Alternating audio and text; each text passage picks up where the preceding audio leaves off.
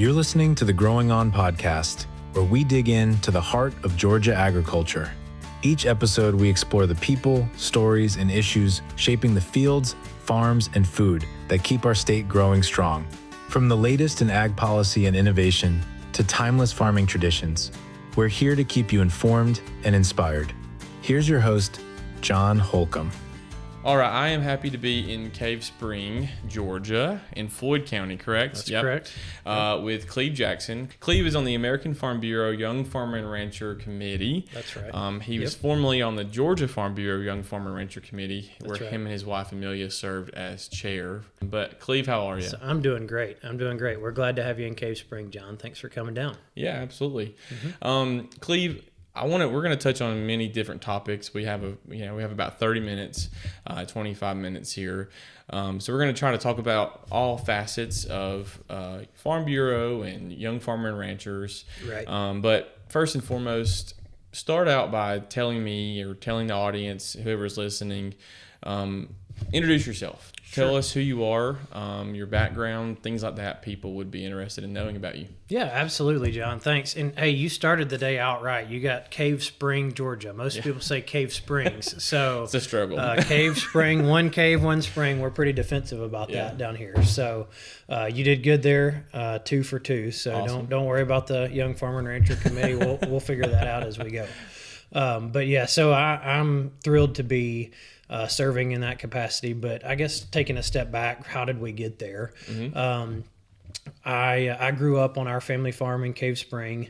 We have always raised beef cattle, and that's where my passion for agriculture began, was raising beef cattle with my family. Some of my fondest memories as a child of growing up are the days where we would do our annual working, where we'd get all the family together. We would have I've got 3 older brothers, and my dad and my uncle, and we would get all of us would get together to get the cows up and give them their annual vaccinations, castrate the bull calves, all the things that you got to do to keep a healthy and herd going. And we would do those things, and so that's where I really began my connection with agriculture, or I guess my story with agriculture. And didn't grow up in FFA or 4-H, which a lot of people are really surprised by, but the schools that I went to here in Floyd County didn't offer those programs. And so, but knew when I went to college, I wanted to study agriculture in some capacity,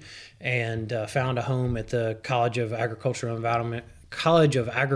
and Environmental Sciences in Athens on Ag Hill, and studied agricultural business, or agribusiness as we called it, and really fell in love with agriculture there. The not only beef cattle production, but just all facets of agriculture. As I think I alluded to you earlier, we're farmers, of course, but I also am an agriculturalist. In my spare time, I love to learn about agricultural practices and different things, how people are doing it in their parts of the world, or how people are doing, raising cattle, or even producing row crops, or whatever it may be. So all that to say, I studied ag business at Georgia, and that's where I met Amelia. That was the best thing that happened to me in college. She was studying ag education and ag communication at the time, and she got her degree. And a little bit before I did, I was trying to get Georgia a chance to win a national championship in football, so I went an extra semester. But I think we went like 6-5 that year, so we didn't win a national championship. And I just got a little bit extra class time in Athens. People make fun of me because my last semester I took PE, I took golf, accounting 2, and livestock evaluation. So those were the 6 hours. It was a really, really difficult, rigorous course schedule for me. A lot of studying that last semester in college. But had the fortunate opportunity during college to do a few different things. I went to Uruguay as a part of a study abroad on sustainable agriculture. Fell in love with that country. I think if I had to move somewhere in this world, I might move to Uruguay. Wow. It's very similar to Georgia. We actually have a lot of people in Uruguay that came up to the University of Georgia for education and went back. And so we've had the chance to interact with those folks, and that kind of started my mind globally on agriculture in general. Loved that trip, loved every minute of it. Dr. Kurt Lacey, who I think now is at Mississippi State, was our advisor for that trip. Went over there and did that. Also got to participate in the Great Southland Stampede Rodeo there. And pretty neat story of carrying on our family tradition. When my dad was in school at the University of Georgia, he was part of the original rodeo committee. So got to, not the first, but some of the first years of the rodeo, got to kind of expand upon that. Again, met Amelia, and we got married 2 years after I graduated in 2015 and started our family together here in Cave Spring. We bought our first cows in 2015, and one of them is still here on the farm today, actually, which is really cool. But have grown our agricultural experiences since then. Got involved in Farm Bureau the year after I graduated from high school. Graduated from college.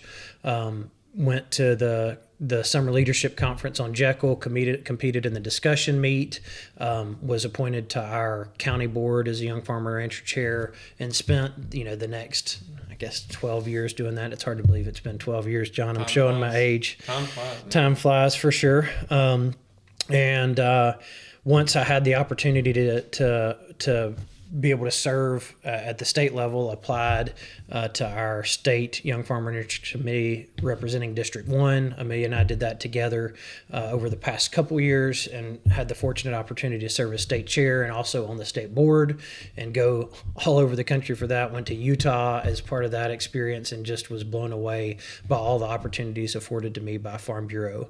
And so now, fast forward to today, that service on the state committee inspired me and led me to apply for the American Farm Bureau Young Farmer and Rancher National Committee, and I'm one of 14 people that serve on that board, or 14 appointments that serve on that board from across the country. There's not really any rhyme or reason to why, just where their applicant pool comes from, and so I'm serving with people from across the country, developing my skills as an agricultural leader, as an advocate, community service, my ability to communicate, which may not be coming across here very well, but we've really enjoyed that. I've been doing that for since March of 2025. So we're looking at about 7 months now, and have 2 years to serve on that committee.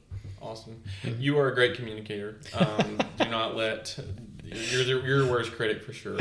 Cleve is very well spoken. Actually, I've joked about him. I'm like, I need you to run for governor or something. But hopefully one day we'll see. We'll see. That's high pressure. I think Governor Kemp is doing a great job. No, for sure. Yeah. But who knows? Maybe one day. I always have thought that that might be in my future one day. Yeah. But who knows? I really. Politics, it takes a special kind of person to be involved in politics, and I'm not sure that that's me, but who knows? Maybe one day. You never know. That's right. Know. Exactly. So back to Farm Bureau, and get back into that. Like you said, you've been involved in for 12 years, right? That's right. What is it about Farm Bureau that you have found the reason why you've been around for so long? What is it about the organization and your involvement that has made you continue to be involved and want to be involved? And that's a great question, and I mean, there's so many ways we could go with this answer, because there's so many great things about Farm Bureau. Certainly, we could talk about the advocacy piece, which is huge. The leadership development piece, which is huge. The Young Farmer and Rancher program does a great job of that. But I'll always say what makes Farm Bureau special is the people. I love the people that we get to interact with on a daily basis. It's a little bit cliche to say this, but I have somebody in just about every corner of Georgia that if I broke down on the side of the road, I could pick up the phone and call them, and I know they'd drop what they were doing to be there. Sure. But it's also more than that, because this world that we live in of being in agriculture is often lonely. It's really hard. It can be really discouraging because it feels like oftentimes things go wrong more than they go right. For sure. You have a calf die as it's being born. You have a drought that impacts your ability to raise grass. You have cost of things go up. And the general population just doesn't understand that. You can't just call your friend who's in banking. Maybe you could call your friend in banking. He'd probably lend you some money. But you can't call your friend that works a normal, quote unquote, 9-to-5 job. And they just, they don't get the struggles. Whereas the people that we've involved with in Farm Bureau, I'll throw some names out. Colt Hart in Northeast Georgia, David and Lindsay Morgan in South East Georgia, Allie and Luke Andrews, Central Georgia, Matt Bottom, Central Georgia. There are people that I could just keep naming that are the people that when I'm down or when I'm struggling, those are the people I pick up the phone and call. Or when they're down and they're struggling, those are the people I pick up the phone and call, because they give me encouragement. They lift me up. It's fun to talk to them. We have great communication, great camaraderie. So they understand the struggles, but they also understand the successes. You know, when you've had a great calf crop. Yes, when you've had a great, say that 5 times fast. Or when you sold calves for $4.25 a pound. People in the general population don't know what that means. Right, yeah. But you want to celebrate that and call somebody. Garrett and Sarah Hurley in Northwest Georgia, right up the road. Those are people that are just going to be in my contact list, my speed dial forever, that I'm going to call and share those struggles with, but share those celebrations and successes with, and the people that I want to spend time with each and every day. So that's, we can talk about all the wonderful things Farm Bureau does, but the people is what keeps me and our family active. Yeah, I think it just, what you're describing just kind of exemplifies the fact of like the struggle of there are so many people that can relate to you in a lot of ways, because of the fact of how small farming actually is these days. It's what is farming, like 1-2% of the population max. Exactly. Yep. And so I think that makes perfect sense to me, and I think anybody listening probably will resonate as well, because farming is hard, That's right. as you are aware, and That's right.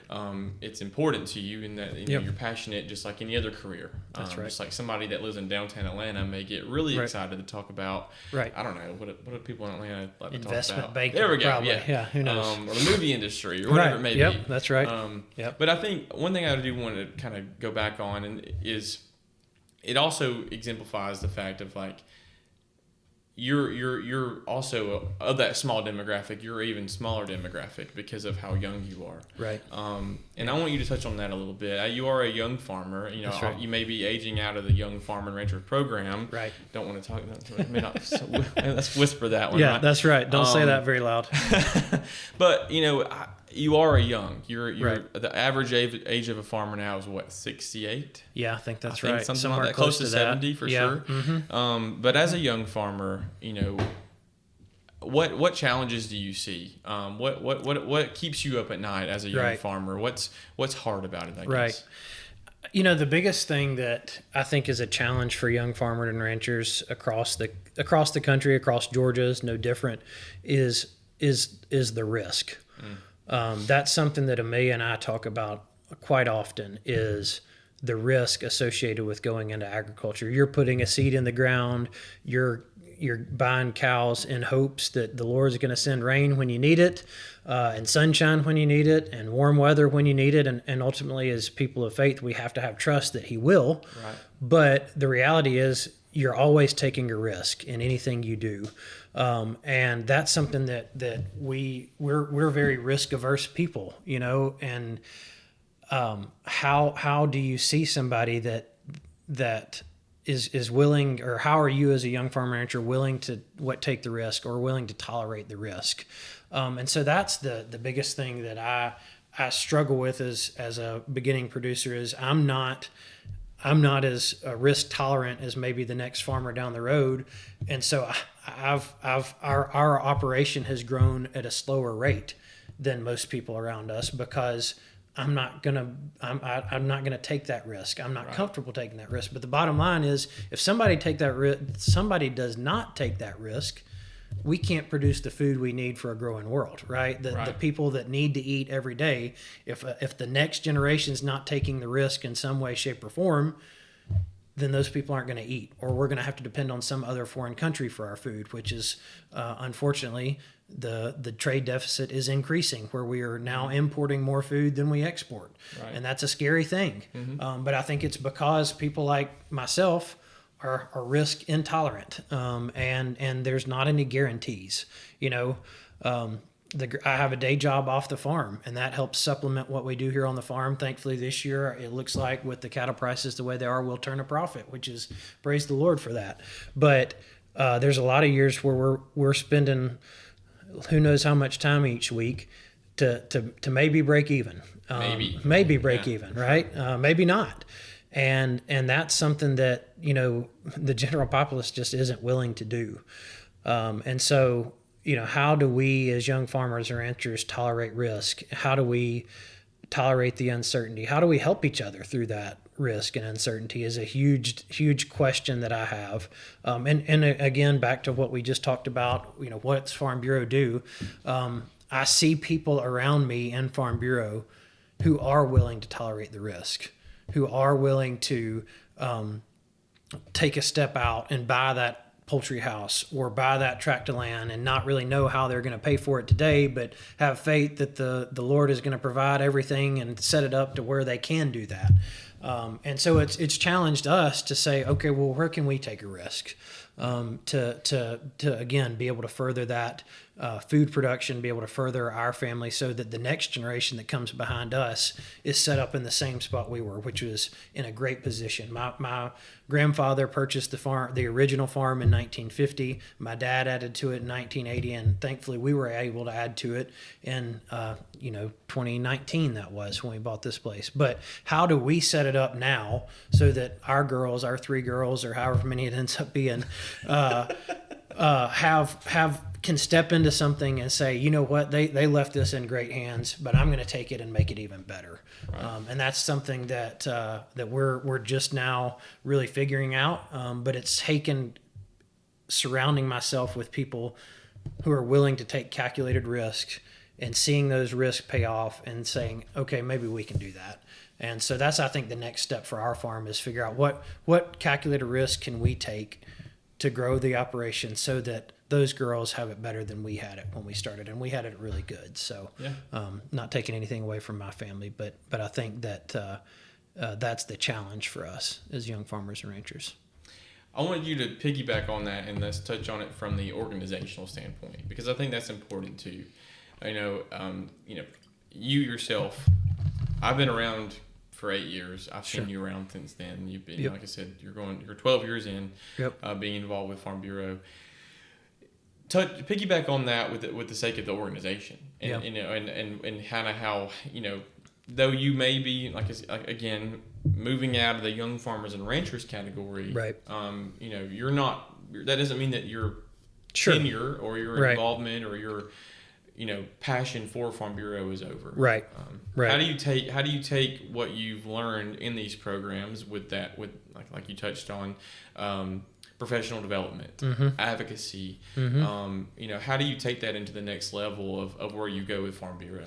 What does the organization need to do, or what do I need to do in the organization? I think both. Both, however you want to answer that, honestly. Yeah, no, I mean, I think you can look at it both ways, really. I think that what does the organization need to do, maybe is where I'll go first. Okay. And then what do I need to do second? So I think the organization is doing a great job of creating opportunities to further advance young farmers and ranchers. But I think what we could do maybe even better is continue to create those opportunities for the connections that we have. Because really the connections is what's driving me to be better. Right. We're already doing a great job with Summer Leadership Conference. That's a huge opportunity. How do we send more? How do we get that to 1,000 people at Jekyll Island? Do we need to dedicate more funds so that more people can go to that and make those connections, hear those breakout talks, get that leadership development training, that professional development, that advocacy training, whatever it might be? What do we need to do to get more people involved in that so it's not declining but on the increase? I think that me personally, what can I do? Is a huge question, and I'll look at it maybe like the royal we. What can we do as young producers in agriculture? We have to be involved at all levels, right? I think the biggest concern I see these days is people my age are falling out of involvement in groups like Farm Bureau. They say, I don't have time. I don't want to do that. I don't want to go sit at this meeting. I don't want to go to this county commissioner's meeting. I don't want to go to the city government meeting, whatever it may be. But the reality, our parents' generation did that very well. I mean, that was like their thing. They loved to go to meetings. Our generation, and COVID didn't help, we find ourselves falling out of those things.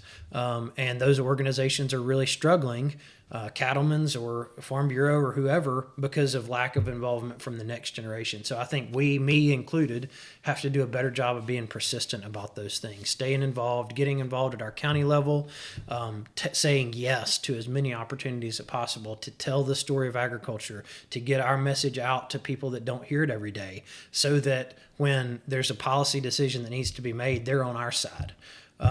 So that when there's a zoning question in our county, they've understood what it means to run a poultry operation because they've been to one, and they've seen, or they've heard from a poultry farmer and understand that, this isn't going to be all bad. This is going to be a positive, because we all love to go eat at Chick-fil-A. We've got to help them understand where that chicken's coming from, or where the beef is coming from for the burger at Steak and Shake, or the steak at our favorite steakhouse, Linda Marie's here in Cave Spring. Shameless plug. But anyway, all those things are important for us as young agriculturalists, and me myself, is that you have to be involved to have those opportunities. And so that's my challenge, is how do it's easy in Farm Bureau to get to the end of the young farmer and rancher time and fall off the table, right? I think the Leadership Farm Bureau program is going to be a great opportunity for people to transition to that next step and not fall off. But also for me, balancing the schedules of those three girls and just wanting to rest. We have to remember to say yes. And that's what I'm trying to remind myself constantly, is if we don't go to those, who's going to? And if those organizations don't exist anymore, or the influence declines because the number of people who are participating goes down, then that's our fault. And so we've got to do that better moving forward. So that's a challenge for me personally. I think the organization has to continue to create opportunities, and then we as individuals have to continue to say yes to those opportunities. Awesome. Very well said. I think you made really good points. So I guess we only have a couple more minutes. Sure. I know we're on a little bit of a time It's constraint okay. here. Take all the time. But I do want to ask this last question for you. Sure. Because you have been involved for so long. You and your wife both have.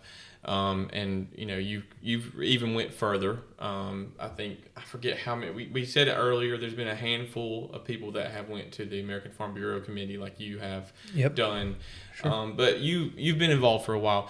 For someone out there that's listening, that may be, teetering with the idea of continuing to be involved, or maybe wanting to get involved, or maybe wanting to take it to the next level, or get more involved, whatever the case may be.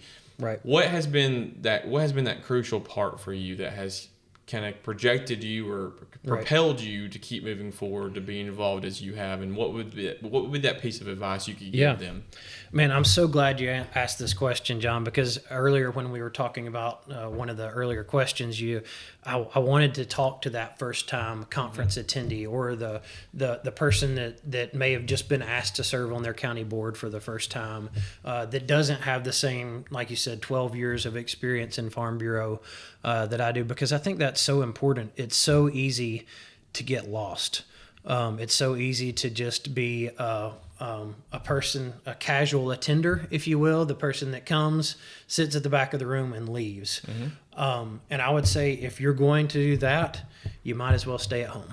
Yeah. Because you're not getting all that Farm Bureau has to offer, all that any of the organizations have to offer. But if you're kind of on the fringe, there's nothing you can do but jump in with 2 feet. And be totally present in the opportunity, be totally present in the chance to connect with people. I know connecting with people is not everybody's thing, but putting yourself out there, especially with the group of people at Farm Bureau, I can confidently say it's almost like the church that we go to. Everybody's welcome. There is not a single person in Farm Bureau. I think of Cam, in District 3 in Atlanta, and I'm blanking on his last name right now. Cam Floyd, yeah. there's a place for Cam Floyd. There's a place for you. Cam runs a restaurant in Atlanta. He's a chef. He's not your traditional Farm Bureau member, but there's absolutely a place for him at the table, and there's a place for you at the table too. But you've got to jump in to take the seat, right? And so that's I guess my encouragement is please jump in and take the seat, because if you don't, there may not be anybody else that will. I mean, they're at 1% to 2% of the population, like we said. They're not making us every day. So we need to have everybody involved and everybody pulling in the same direction. So jump in with 2 feet. But I'll also say this, if you're that first-time conference attendee or you don't know anybody in Farm Bureau, come find me. And I would challenge every 12-year plus veteran in Farm Bureau to have the same attitude. Come find me. Come talk to me. Because I'll be the welcoming person. I'll walk around. I'll introduce you to new people. We all have to do that. Now, I guess that's the challenge. You know, you ask about first-time conference attendees, but I'm going to challenge the person that's been there for 20 years. We've got to be just as welcoming to that new person as we are to our friends that have been there for 20 years. Because if we don't, that person's going to turn around and leave, and we've lost the chance, right? And so I'm challenging both groups to want the person that's never been, step out. The person that's a 20-year veteran, be sure that you're connecting not only with your other friends, your normal friends, quote unquote, but the new person that's never been to conference before. I think about the Prescotts over in East Georgia. A few conferences ago, I happened to just sit down at the table with them, and that was their first Young Farmer and Rancher conference. And since then, we've gotten the chance to connect. We've shared struggles, which they were terribly impacted by Hurricane Michael. We were able to support them through that, and we've celebrated with them as they get ready to expect their first child here in a few weeks. But that would have never happened if I wouldn't have sat down with at a table that I didn't know anybody. Right. And got to meet them, and now they're lifelong friends. And so you never know who that person might be, and I just encourage you to jump in with 2 feet and see who you might meet and see how it might change your life. Awesome. That was great. Thank you. That was great. Thank you for having me. Absolutely. Thanks for coming down. I appreciate the chance to sit down with you. I've been around for a while, but I love more in-depth conversations, and this was great, Cleve. That's great. I appreciate it. Thank you, John. Now you got to go feed cows too. No, I'm gonna go feed myself. Actually. Feed yourself. I hear you. Thank you, That sounds Cleve. good. Thank you so much, John. Appreciate it. Thanks for listening to the Growing On podcast. Be sure to tune in soon for our next episode. Until then, be sure to rate, review, and subscribe to the podcast if you haven't done so already.